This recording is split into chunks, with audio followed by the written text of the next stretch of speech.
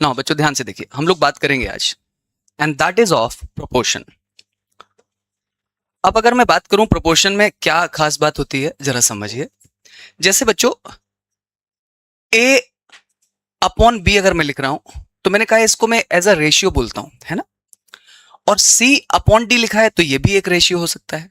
जैसे ही दो रेशियो को इक्वल किया जाता है या दो से अधिक रेशियोज को लिखा जाए तो इसी कहानी को बोलते हैं प्रोपोर्शन। इसको हम लोग ऐसे भी रिप्रेजेंट करते हैं कि ए इज टू बी, कई बार यहां पर 4 डॉट्स बना देते हैं, और सी इज टू डी। अल्टीमेटली हमारे पास एक रेशियो ये है, एक रेशियो ये है, और दोनों ही रेशियोज इक्वल होना, and this is a game of proportion. मान लीजिए मैंने कहा कि भाई find x if x plus 1 is to x plus 2, this is equal to 1 is to 3। तो सोचो, ये पहले तो एक प्रोपोर्शन है। क्यों प्रोपोर्शन है? क्योंकि हमसे बोल दिया गया है ये भी एक रेशियो है, वो भी एक रेशियो है, ठीक है। दोनों में इक्वलिटी लगा दी है। ऐसी सिचुएशन में हम बात करेंगे कि x plus 1 अपॉन में x plus 2, and this must be equal to 1 upon में 3।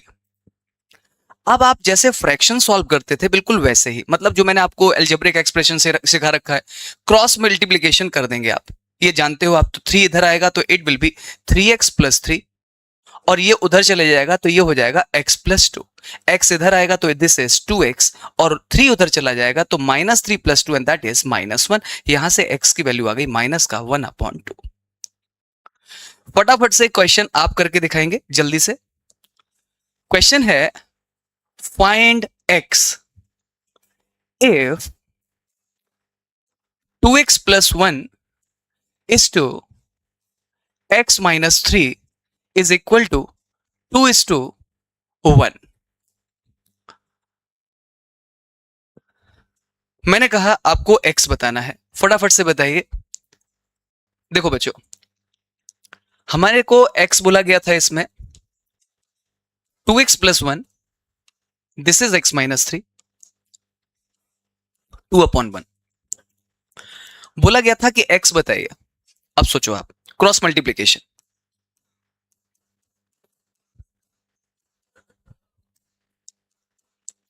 प्यारे बच्चों, ऐसी सिचुएशन जहां पर ये आपस में कैंसिल हो जाते हैं, पूरी तरह से कैंसिल हो गए, क्योंकि आप इधर लेके आओगे तो 0x बनेगा, एक्चुअली कैंसिल हो गए, यानी कि 1 इज इक्वल टू -6 बचा।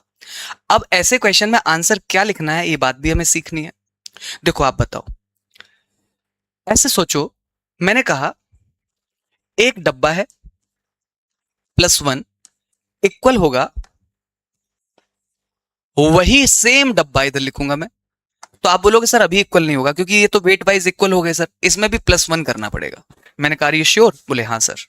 मैंने कहा अच्छा मुझे एक बात बता दो जरा, अगर मैंने यहां पर प्लस का 3 कर दिया, अब बोलो ये इक्वल होगा? तो आपको कहना पड़ेगा कि सर ये इक्वल हो ही नहीं सकता। क्यों? क्योंकि वेइंग मशीन के हिसाब से सोचिए आप, तो ये वेट इक्वल था, डब्बा और डब्बा इक्वल है, बट इधर आपने +1 किया, इधर +3 किया, तो ये कभी इक्वल नहीं होगा। मैंने कहा कभी तो होगा, डब्बे की जगह कुछ भी रखो, सोचो आप कॉटन रख दूं, मैं लोहा रख दूं, कुछ तो रख दूं, चांदी रख दूं, तो बोले सर कभी नहीं होगा सर, ऐसा कोई डब्बा नहीं है जब दोनों चीजें सेम है और ये इक्वल हो जाए। सर इसको इक्वल होना है तो ये तभी हो सकता है जब ये डब्बा +1 है अगर इधर, तो इधर भी सेम डब्बा और +1 ही होना चाहिए, तभी वेइंग मशीन पर दोनों वेट इक्वल दिखाई देंगे। कितने लोग को ये बात समझ में आती है? यस, शाबाश। Now think like this, we are having one डब्बा here, on the same note the same dabba is here also, same dabba, now here +1 and here -6। now try to understand, ये और ये कुछ भी बने रहेंगे, ये कभी आपस में इक्वल नहीं होंगे, क्योंकि एक तरफ 1 है और एक तरफ -6 है, ये कभी आपस नहीं होंगे। इसका मतलब ये हुआ, हम कहेंगे यहां पर नो सच x, ऐसा कोई भी x पॉसिबल नहीं है जिसके लिए ये बात हो जाए। आपको यहां से ये सीखना होगा। कल को अगर मैं ऐसे कहता, सोचो मैंने लिखा होता x² + 2 is equal to x² + 2, मैंने कहा होता फाइंड x। देखो बच्चों, हमें x बताना है, तब जो कुछ भी लिखा है वो ये ऐसा है। अब ऐसी सिचुएशन में एक्स स्क्वायर कैंसिल होता है, बच्चों को लगता है हमें एक्स बताना था, एक्स तो कैंसिल ही हो गया, आपको घबराने की जरूरत नहीं है। इसका मतलब ये कि 2 और 2 अगर इक्वल आया है, इसका मतलब है प्लस में जो इधर लिखा था वही तो इधर था ना बेटे। इसकी जगह पर कुछ भी रखोगे, दोनों जगह अगर सेम रखते रहोगे तो आंसर सेम आएगा। इसका मतलब x can be any real number, मतलब x कोई भी रियल नंबर हो सकता है। दोस्तों इसी चीज को हम ऐसे लिखते हैं, सीखना होगा आपको कि x बिलोंग्स टू r। इस सिंबल का मतलब होता है बिलोंग्स टू, मैथ्स में बिलोंग्स टू, और r का मतलब होता है रियल नंबर। और इसीलिए मैंने रोहन सर को बोल करके आपको लोगों को नंबर सिस्टम पढ़ाना शुरू किया है, सो दैट आप ये टर्मिनोलॉजी समझ पाए कि रियल नंबर का मतलब कौन से नंबर्स की बात हो रही है। तो ये सीखना होगा। इसी के साथ हमें यह भी सीखना होगा कि अब अगर मान लीजिए मैंने ऐसे लिखा होता x minus 3 is equal to x minus 3, और मैंने कहा होता फाइंड x, तो प्यारे बच्चों यहां से भी x कैंसिल हो जाएगा, तो -3 इज इक्वल टू -3। जो भी लिखा है वो रिजल्ट एक्चुअली सही है। इसका मतलब जो यहां लिखा था वही यहां लिखा है भाई, कुछ भी करोगे रिजल्ट हमेशा ही सेम आएगा यार। यानी कि इसका मतलब है कि x can be any real number. इस बात को रिप्रेजेंट करने का तरीका है ऐसे c बनाते हैं, बीच में से ऐसे पेट फाड़ देते हैं उसका, ऐसा kind of. So this is x belongs to r। r का मतलब रियल नंबर, इसका मतलब है x कोई भी रियल नंबर हो सकता है। आज की क्लास का एक अचीवमेंट ये रहा कि आपने इस तरह के सिंबल को समझ लिया। समझिए ऐसे। रौनक जी आपने क्वेश्चन पूछा था, आप मुझे बताइए आप इस समय अपने घर में हैं, इसका मतलब you are belonging to your home. तो इसका मतलब मैं ऐसे लिख सकता हूं, Raunak belongs to home, and right now Raunak does not belongs to school. Raunak इस समय घर में है तो बिलोंग्स टू होम, लेकिन स्कूल में नहीं है तो इस सिंबल को बोलते हैं डज नॉट बिलोंग्स टू। तो सीखना होगा आपको, दो सिंबल्स आपने सीखे, वन इज बिलोंग्स टू, इसका मतलब है this is a symbol belongs to. और अब अगर मैं बात करूं डज नॉट बिलोंग्स टू,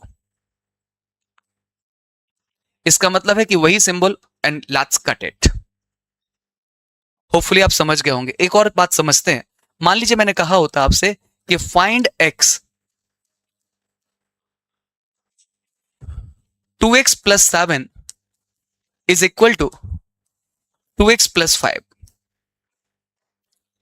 अब सोचो, हमें x बताना है, साफ साफ दिखाई दे रहा है कि ये और ये कैंसिल हो गए। जब कैंसिल हो गए तो बचेगा x 7 इक्वल टू 5। बच्चों को लगता है कि जो बताना था वो कैंसिल हो गया, तो अब क्या बताएं भाई, घबराना नहीं है आपको। तो ये सोचना है 7 और 5 ये रिजल्ट सही आया या गलत आया। ये सही आया ना, इसका मतलब x की जगह कुछ भी रखोगे ये हमेशा सही आएगा, यानी कि x can be any real number, x belongs to any real number. लेकिन अगर इसी जगह पर मैं ऐसे लिख देता 2x plus 7 is equal to let's say 2x minus 5, अभी आप सोचो 7 इज इक्वल टू -5, ये रिजल्ट सही आया या गलत आया। ये रिजल्ट गलत है। इसका मतलब ये कि x की किसी भी वैल्यू के लिए सही रिजल्ट नहीं आएगा। इसका मतलब है x बिलोंग्स टू कुछ नहीं, और मैथ्स में कुछ नहीं को रिप्रेजेंट करते हैं फाई से।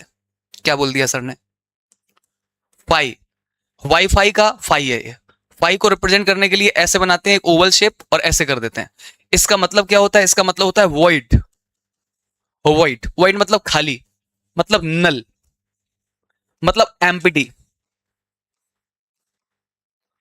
तो ये टर्मिनोलॉजी हमें सीखनी होगी। इसका प्रोनाउंसिएशन है फाई, इसको पढ़ेंगे फाई। और x बिलोंग्स टू फाई मतलब x ऐसी जगह पर जहां पर कुछ नहीं है, कुछ नहीं है, यानी कि x कुछ भी नहीं, ऐसा x कुछ भी नहीं है, नो सच x। इसका मतलब है नो सच x। होपफुली समझ आ गया होगा यार, बहुत सारी चीजें आपने अभी अभी फटाफट फटाफट सीख ली यार, राइट ना। चलिए दर्श भाई बताइए क्या कह रहे हैं।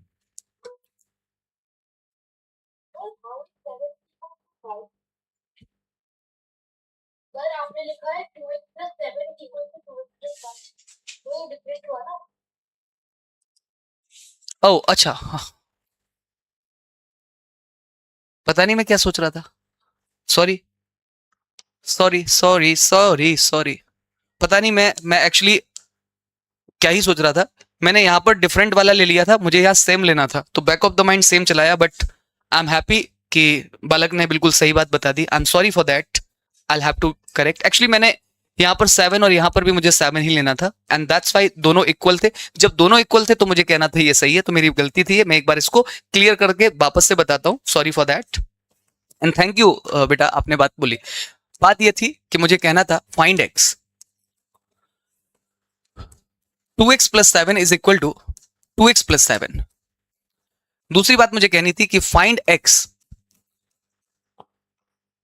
2x minus 7 is equal to 2x plus 5।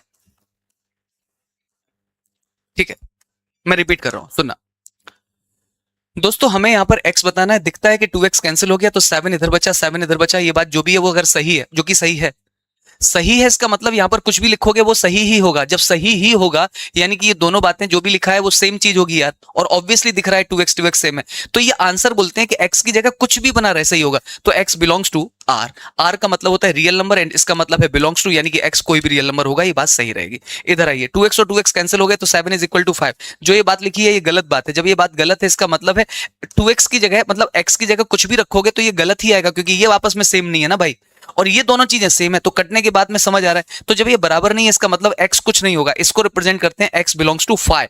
अब बात आती है 5, 5 का मतलब होता है नल सेट। इस 5 को हम लोग ऐसे रिप्रेजेंट करते हैं, एक ओवल शेप बनाया, ऐसे कट कर दिया। 5 का मतलब होता है एम्प्टी, एम्प्टी का मतलब होता है नल, नल का मतलब है वॉइड, मतलब खाली। एक ऐसी जगह जो बिल्कुल खाली है, ऐसा मान के चलो आप, कुछ नहीं है, तो हम इसको बोलते हैं कि x कुछ नहीं है, इसका मतलब कहते हैं कि खाली है। अच्छा, ये मैथमेटिक्स पढ़ने वाले लोगों की खास बात है। फॉर एग्जाम्पल, मैंने पूछा आपसे कि बेटा आपके पॉकेट में कितने रुपए हैं, राइट, और आपकी पॉकेट एक्चुअली खाली थी। तो जो मैथ्स लवर होते हैं ना, वो कहते हैं मेरे पॉकेट में 0 रुपए। लेकिन जो मैथ्स को नहीं समझते हैं वो कहते हैं मेरी पॉकेट में कुछ नहीं है। मैथ्स वालों के लिए 0 भी कुछ नहीं, बहुत कुछ है, 0 है भाई। आप समझ रहे हो बात को? तो हमें यही बात को ध्यान में रखना है। आप देखो जरा, सोचो, जैसे मैंने लिखा x plus 4 is equal to x plus 3। मैंने आपसे पूछ लिया फाइंड x, तो देखो आपको क्या सोचना होगा। यहां और यहां से x कैंसिल हो जाएगा पूरी तरह से, जो यहां लिखा है वही यहां है, बचा 4 और यहां से बचा 3। तो आप सोचो 4 और 3 तो आपस में इक्वल होते ही नहीं है। अगर मैं इसमें जो ऐड करूंगा वही सेम चीज अगर मैं इसमें ऐड कर दूं, सेम चीज, तो भी ये बराबर नहीं होंगे। तो ये कहना कि ये बराबर है, ये गलत बात है। इसी बात को हम ऐसे समझाना चाहते हैं आपको कि अगर हमने x को कट कर दिया, उसके बाद आने वाली चीज को हमने ध्यान से देखा तो हमने महसूस किया ये रिजल्ट बराबर नहीं होगा। इसका मतलब है इस सिचुएशन में हम कह सकते हैं x की किसी भी वैल्यू के लिए बराबर नहीं होगा, यानी कि कहा जाएगा नो x, ऐसा कोई भी ऐसा x पॉसिबल नहीं है। और इसी बात को हम ऐसे लिख सकते हैं x बिलोंग्स टू 5। फिर से आप समझिएगा, दो पार्ट है। मैंने एक लिखा x plus 7 is equal to x plus 10, और दूसरा मैंने लिखा x plus 2 is equal to x plus 2। मैंने पूछ लिया फाइंड x, तो देखो आप, दोनों ही जगह हमें x बताना है कि x क्या होगा। और कमाल की बात है कि दोनों ही जगह x कैंसिल हो रहा है, यहां पर 7 बचा और यहां पर 10 बचा। आप मुझे बताइए क्या ये 7 और 10 इक्वल होते हैं? नहीं होते हैं। तो जो रिजल्ट आया वो अगर गलत है तो आप मान के चलिए ऐसा कोई x नहीं होगा, यानी कि x की वैल्यू कुछ नहीं होगी, 5 मतलब कुछ नहीं। इधर आइए, इधर और इधर कैंसिल किया, इधर 2 बचा, इधर 2 बचा, दोनों बराबर होंगे, दोनों बराबर होंगे, इसका मतलब है ये जो बात है ये सही है, और x की हर एक वैल्यू के लिए सही होगा। सोचो आप, x की जगह 1 रख दोगे तो भी 3 और 3 हो जाएगा, 2 रखोगे तो 4 4 हो जाएगा, 10 रखोगे तो 12 12 हो जाएगा, यानी कि x की वैल्यू बिलोंग करेगी ऑल रियल वैल्यूज। कहने का मतलब x कुछ भी हो सकता है, दैट्स इट। बहुत ध्यान से सुनना। अब हम लोग सीखने वाले हैं एक लॉजिक, और बहुत प्यारा लॉजिक है, सुनना जरा ध्यान से। मैंने लिखा है 2/3, ठीक है। सोचो क्या ये 3/9 के इक्वल होगा? सोचो, सोच के देखो, ऑब्वियसली होगा। मैंने क्या किया है, मैंने इसमें ऊपर और नीचे 3 का मल्टीप्लाई कर दिया, तो 3 2 6 और ये 9। और आपको पता है कि रेशियो में किसी भी नंबर का मल्टीप्लिकेशन या डिवीजन करने से रेशियो सेम रहता है, तो ये सही बात है। अच्छा, अब अगर ये जो कुछ भी लिखा है, इसके बाद मैं एक काम करता हूं, न्यूमरेटर प्लस डिनोमिनेटर अपॉन में न्यूमरेटर माइनस डिनोमिनेटर कर देता हूं मैं। सर समझ नहीं आया आपने क्या किया? मैंने कहा अभी आ जाएगा। मैंने कहा अच्छा ये बताओ न्यूमरेटर कितना है? बोले अरे सर 2। मैंने कहा डिनोमिनेटर, बोले 3। बस 2 + 3 कीजिए, और अपॉन में 2 - 3 कर लीजिएगा। ठीक बात है सर। इधर क्या करिए, इधर भी सर यही करिए, 6 + 9 और होल डिवाइड में 6 - 9।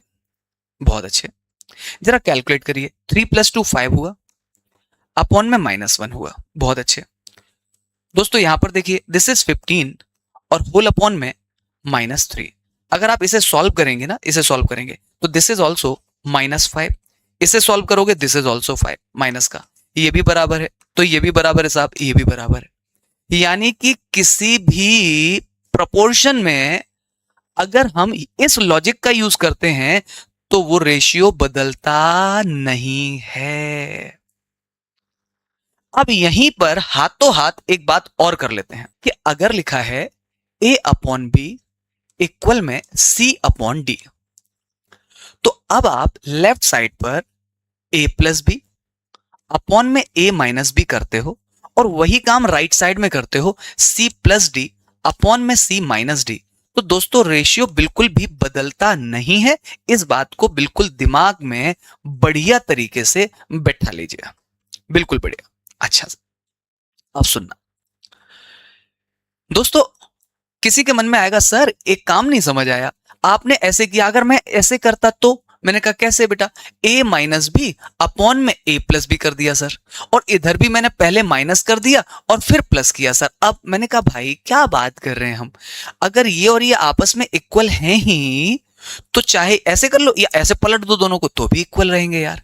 तो यानी कि ये बात भी सही है, लेकिन ऐसा नहीं है कि यहां पहले प्लस कर दिया और वहां पता चला माइनस कर दिया, अब गलत हो जाएगी बात आपकी, ठीक है। अच्छा, अब हाथों हाथ एक बात और बता देते हैं, और वो बात है कि रेशियो वर्सेस फ्रैक्शन।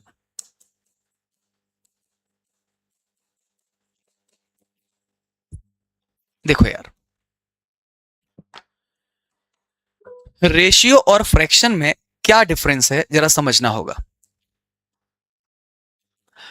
रेशियो का मतलब है कि हम यहां पर सेम तरह की चीजों को कंपेयर कर रहे हैं।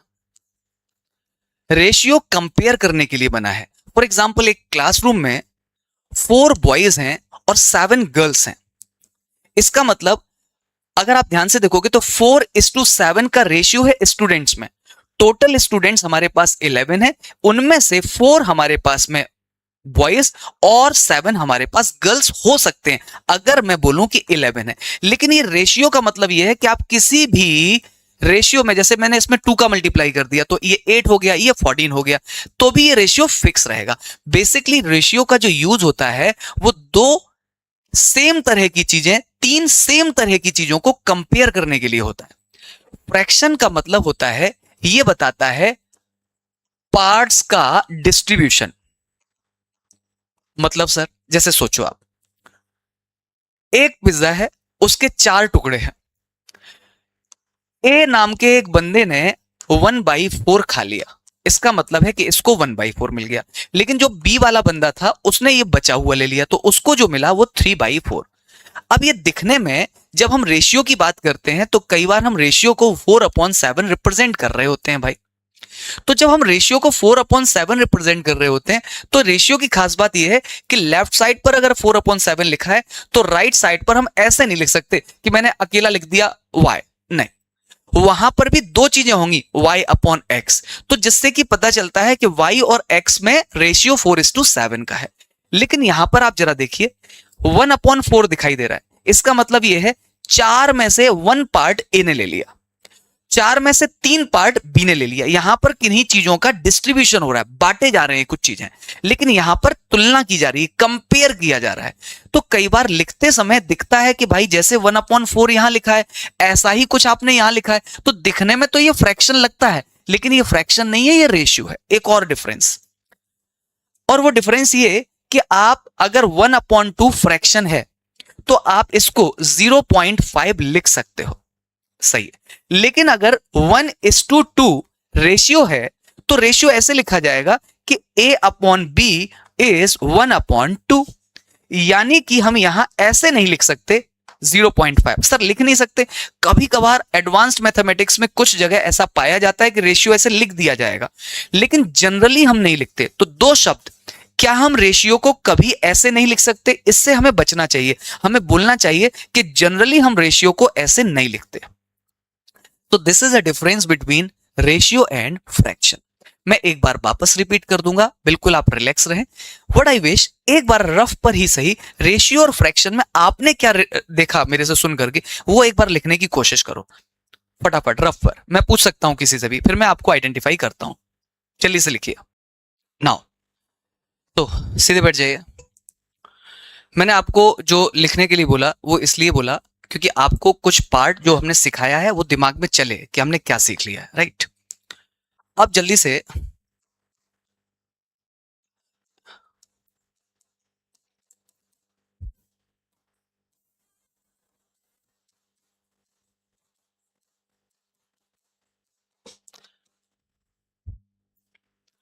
अब हम लोग थोड़ा सा टेक्निकल टर्म्स में और बात कर लेते हैं भाई, ठीक है? देखो यार, रेशियो और फ्रैक्शन में क्या डिफरेंस है टेक्निकल टर्म्स में देखने वाले हैं। अक्सर बच्चों को लगता है कि रेशियो और फ्रैक्शन ऑलमोस्ट सेम है। कहां सेम हो जाएंगे, कहां पर अलग रहेंगे, बात करते हैं। तो difference between ratio and fraction, देखो भाई, सबसे पहली बात है, ये हमेशा पार्ट टू पार्ट काम करता है और ये हमेशा पार्ट टू होल काम करता है। मतलब समझाते हैं। दूसरा डिफरेंस, ये हमेशा कंपैरिजन का काम करता है और ये बताता है डिस्ट्रीब्यूशन ऑफ पार्ट्स। मतलब सर देखिए, तो जो एक क्लासरूम है, जिस क्लासरूम में मान लीजिए 18 बॉयज और 12 गर्ल्स हैं, तो मैं आपसे पूछूं टोटल स्टूडेंट्स कितने हैं? बोले 30 स्टूडेंट्स हैं सर। उनमें बॉयज और गर्ल्स का रेशियो कितना है भाई? अगर आपसे पूछा जाए तो बॉयज और गर्ल्स का रेशियो होगा 18:12, यानी कि इसे हम बोल सकते हैं 3:2। ये रेशियो हो गया। इसे देख करके पता चलता है कि भाई 2 गर्ल्स हैं तब 3 बॉयज हैं। कुछ इस तरह का खेल चल रहा है भाई, कि भाई समझ आ रहा है कि भाई गर्ल्स कम है, बॉयज की काउंटिंग ज्यादा है, कंपेयर हो पा रही है यहां पर स्ट्रेंथ। अच्छा, अब इधर सोचिए, एक पिज्जा है, उस पिज्जा के छोटे छोटे और बराबर इक्वल मैंने 30 पार्ट्स कर लिया, ठीक है? सोचो, हमें किसी ए नाम के बंदे को मैंने 18 पार्ट्स दे दिया और बी नाम के बंदे को मैंने 12 पार्ट्स दे दिया। तो अब अगर मैं आपसे पूछूंगा ये 18 और 12 क्या है, तो आप बोलोगे कि सर ये पार्ट्स डिस्ट्रीब्यूशन है। यानी कि मैं पूछूं अगर कि बताओ मुझे ए को कितना फ्रैक्शन में कितना पार्ट मिला, तो आप क्या लिखोगे? ए को मिला है 18 हिस्सा आउट ऑफ 30 पार्ट और बी को कितना मिला है? 12 आउट ऑफ 30। तो देखो आप नीचे जहां फ्रैक्शन में नीचे लिख रहे हैं दैट इज फुल, कितने पार्ट हैं, तो मैंने होल बोला, होल मतलब पूरा नीचे, और यहां पर लिख रहे हैं पार्ट। लेकिन यहां पर क्या हो रहा है? 30 थे, लेकिन ये पार्ट टू पार्ट है, ये this is part two part. तो सबसे बड़ा डिफरेंस है कि ये कंपैरिजन के लिए यूज होता है और ये एक नंबर है। ये बात भी मैं लिख देता हूं कि ये कंपेयर के लिए होता है and this is just a number. ये एक नंबर की वैरायटी है, ठीक है? दूसरी चीज, कमाल की बात यह है कि ये पार्ट टू पार्ट चल रहा है और यहां पर ये कहानी पार्ट टू होल चल रही है। दोस्तों, अगर ये बात समझ में आती है आपको तो जरा ध्यान से देखना। जनरली हम रेशियो को डेसिमल में लिखना अवॉइड करते हैं जनरली, और फ्रैक्शन को हम डेसिमल में लिख सकते हैं। और एक और डिफरेंस जो यहां से समझ में आता है वो इस तरह से ही देख सकते हो आप।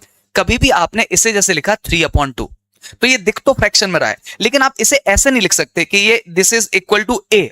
ऐसे नहीं लिख सकते कि ए की वैल्यू 3 नहीं नहीं, यहां पर आपको 2 वेरिएबल ही देने पड़ेंगे रेशियो में, तो यानी कि ये a/b। तो आप देखोगे अगर आप रेशियो को फ्रैक्शन में कन्वर्ट कर रहे हो तो लेफ्ट साइड और राइट साइड दोनों में फ्रैक्शन दिखना पड़ेगा भाई कि हाँ ये इक्वल है।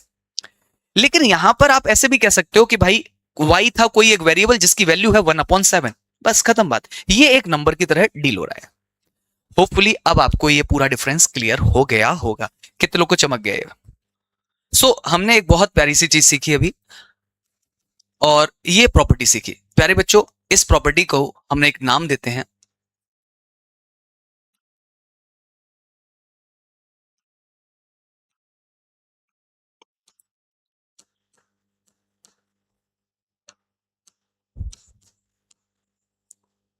सो this is componendo and dividendo rule. ये एक रूल का सबसे ज्यादा फायदा कब होता है, कहां होगा, आइए आपको वो भी समझाते हैं। देखिए,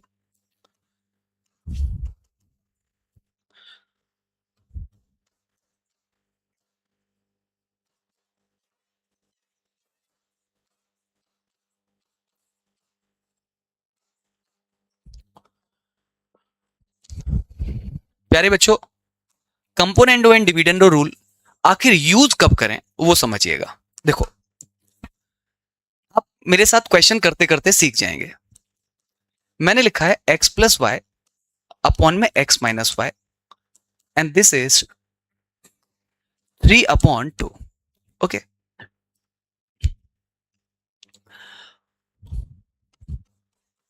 और आपसे पूछ लिया find x is to y, ऐसा कुछ पूछ लिया। ठीक है, देखो दोस्तों, हमारे पास में जो भी लिखा हुआ है कि ये एक रिजल्ट है और हमें x और y का रेशियो बताना है, ऐसी सिचुएशन में जो न्यूमरेटर में x है वही यहां लिखा है, जो इधर y है वही यहां लिखा है, बस प्लस और माइनस का फर्क है। अगर हम यहां पर कंपोनेंडो एंड डिविडेंडो रूल लगाएं तो देखो जादू क्या होगा। रूल कहता है न्यूमरेटर यानी कि x प्लस वाई प्लस डिनोमिनेटर, और नीचे भी न्यूमरेटर माइनस डिनोमिनेटर, यानी कि this is numerator plus denominator, numerator minus denominator. Now look at this, here 3 numerator plus denominator और होल अपॉन में 3 माइनस डिनोमिनेटर। अब इससे फायदा क्या होगा जरा देखो आप, अगर आपको ये समझ है तो अच्छा लगेगा कि y और y कैंसिल हो जाएंगे यहां से, तो ऊपर बचेगा 2x। गलती मत करना, ये माइनस अंदर जाएगा, जब ये माइनस अंदर जाएगा तो माइनस x होगा और प्लस का y हो जाएगा, तो यानी कि अब x और x कैंसिल हो जाएगा, बचेगा यहां पर 2y। दोस्तों ये 5 हुआ और नीचे माइनस 1, तो ये 2 और 2 कैंसिल हो गया, यानी कि x अपॉन वाई 5 आया। और अगर x अपॉन वाई 5 आया है यानी कि x is to y is 5:1। आप में से बहुत लोग ये कह सकते हैं कि सर हम क्रॉस मल्टीप्लाई कर लेते तो भी तो हो जाता। मेरा मोटिव ये नहीं है कि हमने जो सीखा है उसका इस्तेमाल करने के बाद ही क्वेश्चन होगा। हम क्रॉस मल्टीप्लाई करते हम तो भी सॉल्व कर पाते, ऐसा नहीं था, तो भी हम यहां तक पहुंच जाते। लेकिन ये चीज हमें ओलंपियाड के पॉइंट ऑफ व्यू से बहुत ज्यादा अच्छे तरीके से याद रखनी पड़ेगी, क्योंकि बिलीव मी ये बहुत ज्यादा कीमती है। कभी कभी तो ऐसा होगा कि आपको समझ ही नहीं आएगा कि क्या हो गया। बताते हैं, जैसे मान लीजिए मैंने लिखा x to the power 4 plus y to the power 4, x to the power 4 minus y to the power 4। Let's say this is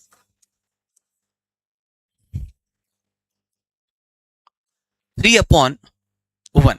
okay, मैंने कहा find x to the power 4 is to y to the power 4। दोस्तों कई बार ऐसा होता है कि जो question दिखाई दे रहा होता है हमें,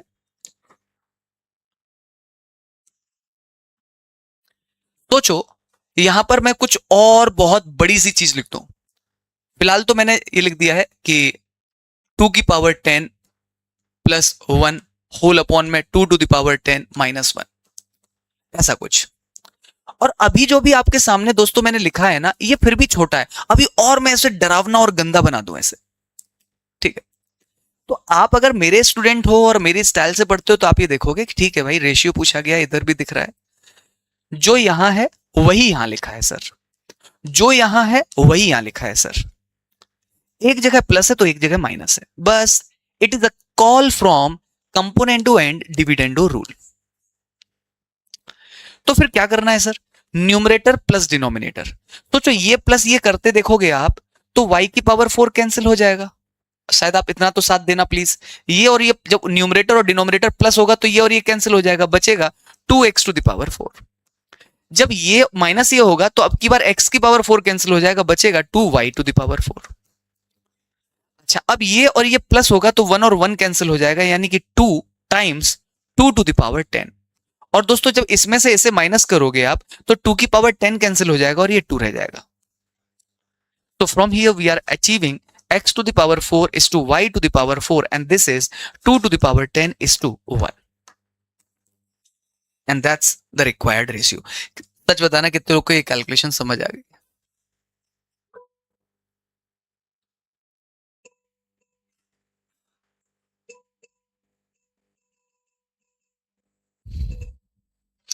जिन्हें समझ नहीं आई उनके लिए कर ही देते हैं. यहां पर हमने लगाया न्यूमरेटर प्लस डिनोमिनेटर, अपॉन में खेल गए हम न्यूमरेटर माइनस डिनोमिनेटर. हमारे पास न्यूमरेटर के लिए ये था तो हमने इसे लिखा x to the power 4 plus y to the power 4 plus denominator की जगह पर था x to the power 4 minus y to the power 4. यहां पर है ये x to the power 4 plus y to the power 4 numerator और माइनस में डिनोमिनेटर में है x to the power 4 minus y to the power 4. जो काम हमने लेफ्ट साइड किया वही राइट साइड किया. 2 to the power 10 प्लस 1 ये न्यूमरेटर है plus 2 to the power 10 minus denominator और फिर हम 2 to the power 10 plus numerator मतलब 1 और माइनस 2 to the power 10 और माइनस 1. आप जब आप सॉल्व करोगे तो देखो यहां से ये कैंसिल हो गया, बचा ये. जब ये माइनस अंदर जाएगा तो ये माइनस का हो जाएगा और ये प्लस का हो जाएगा. सोचो, तो इसलिए ये कट जाएगा, बचेगा y to the power 4. ये ऐसे ही यहां पर देखो इधर कैंसिल हो गया 1 और 1 तो बचा ये गधा और गधा. सोचो 2 गधे हो गए काइंड ऑफ. और नीचे जब ये माइनस अंदर जाएगा तो ये माइनस का हो जाएगा, ये प्लस का होगा तो ये और ये कैंसिल हो जाएगा. होपफुली अब आप समझ गए होंगे. And that's it. 2 और 2 कैंसिल हो गया. So final answer is this. ऐसे लोग जिन्हें दिक्कत थी बट अभी क्लियर हो गया.